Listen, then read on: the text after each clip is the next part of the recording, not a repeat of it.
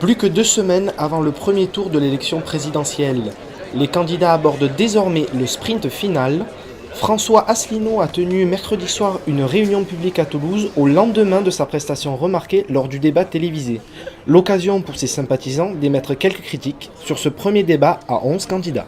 Pour moi, c'est pas vraiment un réel débat. Il n'y a que 1 minute 30 de discours, d'élocution pour chaque personne. C'est un peu court. Mais je verrais bien en plus des interviews d'au moins 1 heure pour chaque candidat, avec des questions précises et voir vraiment leur programme, quoi. L'analyse du débat s'est poursuivie avec le protagoniste principal lors de son discours. Devant plus d'1 millier de sympathisants, François Asselineau a multiplié les confidences et les boutades au sujet du débat pendant une bonne dizaine de minutes. Monsieur Mélenchon, donc, en fait, on n'y comprend rien non plus, d'ailleurs. Son plan A, son plan B, il va finir par se planter. Ils ont fait un article en disant « Oh, surprise, le vainqueur du débat est François Asselineau ». À RMC, un journaliste qui m'a dit « C'était fantastique hier soir, qu'est-ce que vous leur avez mis, c'est formidable, ah bon ?» Et je croise un député que je ne connaissais pas et qui me tombe dans les bras et qui me dit « Tu as été très bon hier soir ».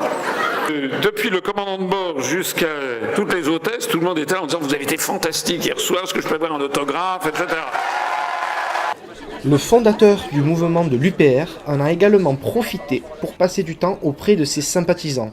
Un enthousiasme qui ravit celui qui a longtemps été à l'abri des projecteurs médiatiques.